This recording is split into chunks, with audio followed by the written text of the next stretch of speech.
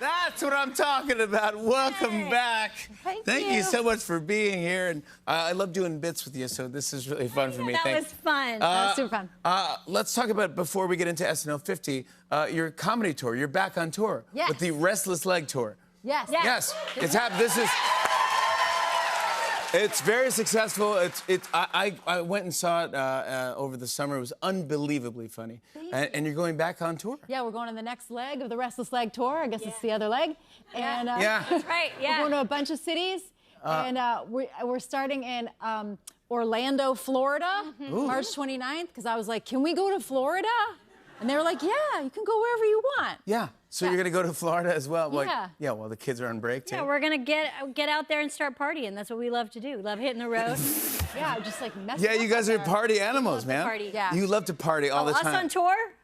Look out. Are you kidding me? Watch out, man. Hide your sons. Hide your Corningware collectibles. Corningware collectibles. We might go to a Nordstrom's and maybe buy some earrings. Oh my gosh, that's crazy, man! A rock star life. What do you like? What do you like being on tour? What do you with each other?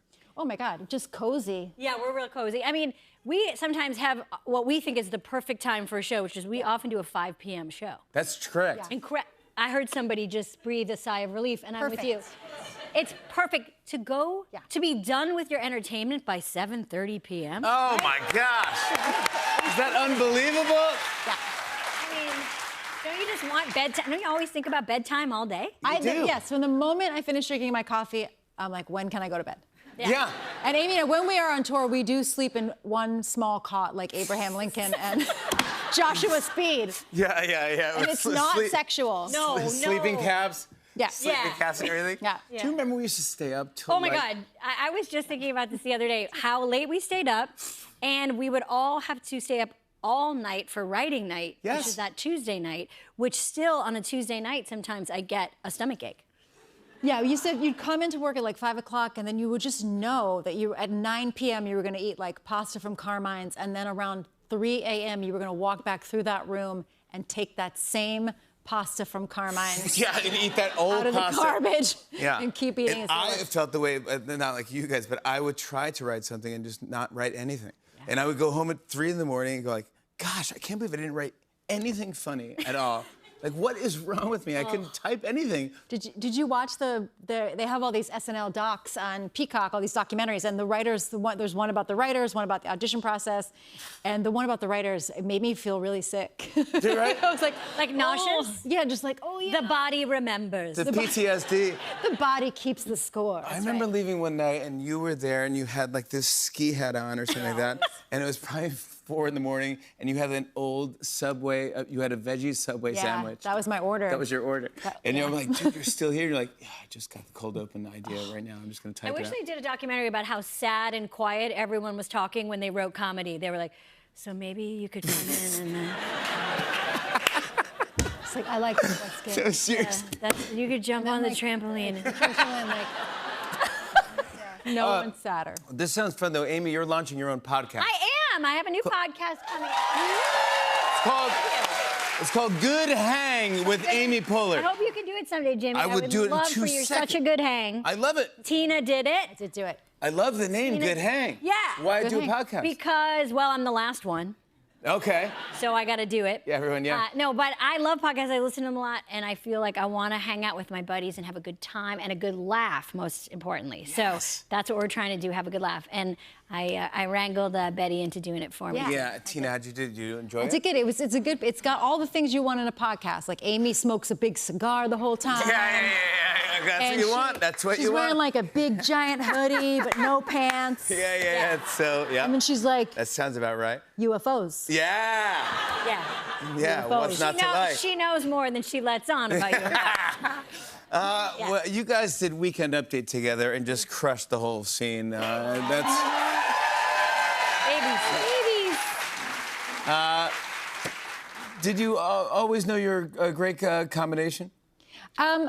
It's been a long time that we've been paired, right? Yeah, we've been friends for over 30 years, and we've been together doing stuff a lot. But I I'm kind of like Tina's second wife because you guys did it first. That's true. And I came in and I got all the like second wife goodness. No, you crushed the whole thing. Yeah, no, but it was. And just owned it. I remember watching you guys and being like, wow, that seems hard. I hope I never have to do that. Yeah. Then you crushed it. I remember yeah. the first time. Do you remember introducing me to Amy? You gotta go. I'm gonna go see my friend do improv. And I was like, okay, great, let's go. And we went to, I think it was UCB, but it was up in a third Solo floor. Arts. Yeah, It was really no air cool. conditioning.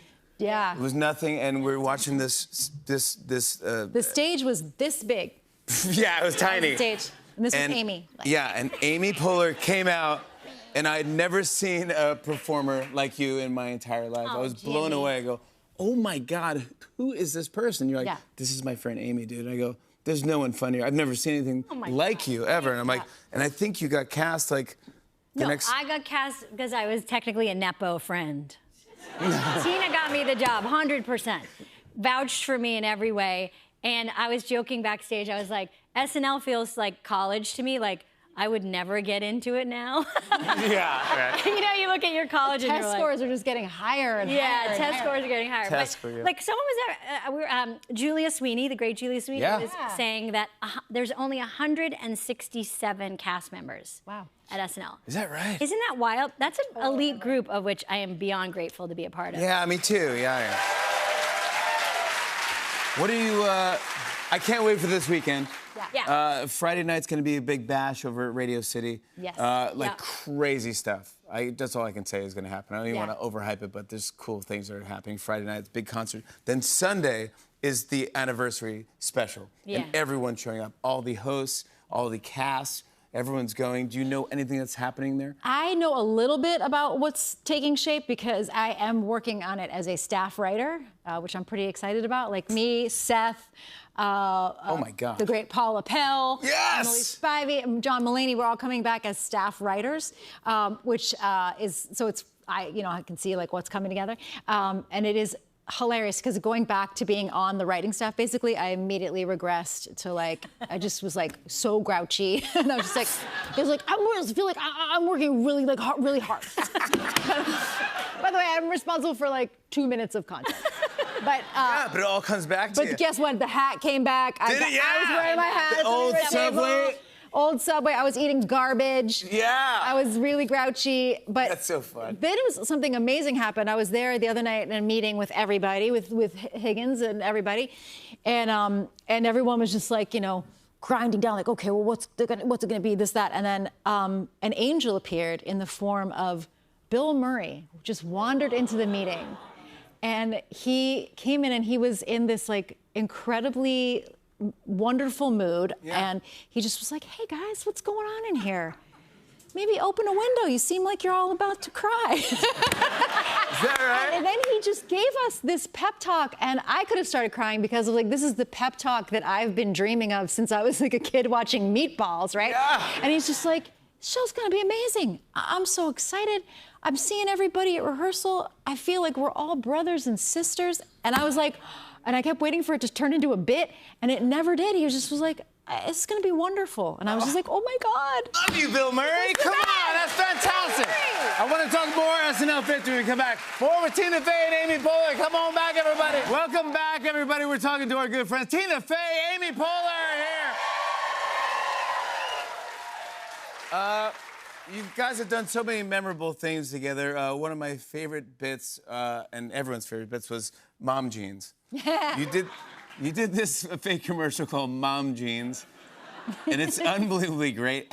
What was the inspiration behind it? Do you remember writing that? I do. I think I remember. I wrote it, and I remember I think it was spring. I went down. I don't know why. I went down to the lobby of 30 Rock, and I went to J. Crew to get a pair of jeans. I don't know why. I did not poop my pants.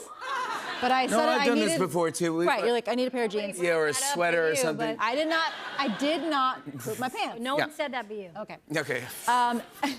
But anyway, somehow I bought this like really unflattering, unfortunate pair of jeans, and I brought them up to the office, and they were just real high. These were terrible on me, and I was like regretting buying them, and I was saying to like you and Spivey and Paula and everybody, just being like, these are bad, right? These are not. I got to take these back, right? Yeah. And then somehow we end up like saying something about them being like kind of like mom jeans, and I was like, let's write that, because when you're on writing night, you're like anything. You're like write microphone show, mug and markers. Yeah, so like maybe something about mom jeans. Oh my gosh! And it turned out to be a cult classic. It was so fun, and I got to be in it. I wasn't in stuff very often. And my other favorite thing about mom jeans now is like if you show it to an audience, like there's a part where like I bend over and you see this like padded butt. Like, dude, I would have to join Equinox to get back to this butt. And at the time, it was like hilarious padding. Yeah. Like, look at that huge butt. But look at these baby faces. I know, everybody. I like how much fun those moms were having. They were. What do you remember about it? Well, I just remember actually having fun shooting it and like laughing because all we had to do was dance. You know, like we just had to be like, wow. And also I remember a great cutaway of Parnell where he sees Dratch's character in like in a mom vest and mom shorts. Yeah. And he was like, he got really sad. Also, like once a year, I take this out and remind myself not to get that haircut. Yeah. Perfect. Why not? I was talking about, because we're rehearsing for SNL 50th, and we were just talking. We had so much fun. I know. And we just had, do you remember like dance parties? Yes. And I mean, also just how late we stayed up. Dude, it was just a rager. Lord, it was a rager. Yeah, and sometimes slept over. I know. So many dance parties. And I have to say, like, not to, you know, I'm going to be sincere for a second and say, I am amazed that we're all here together. I'm amazed that we got the jobs we got. I cannot believe that I get to not only perform with you, but be friends with you. And it is a big deal to go back. It feels like the biggest, like if the 14-year-old version of me knew that I would be celebrating SNL, like, my head wants to explode. So I know I told you it was kind of cringy. My kids are gonna think this is cringe. But no. It is beyond, and the feeling I had, the people I had, that's the thing I'm most excited about, being around those people. I'm so happy. I'm so happy I worked with you, but also I'm so happy I got to know you guys. I love you guys so much. I love you forever. I can't wait. Tina Fey, Amy Poehler, everybody. SNL 50th. The anniversary special airs this Sunday at 8 p.m. on NBC and Peacock. More Tonight Show after the break. Everybody stick around.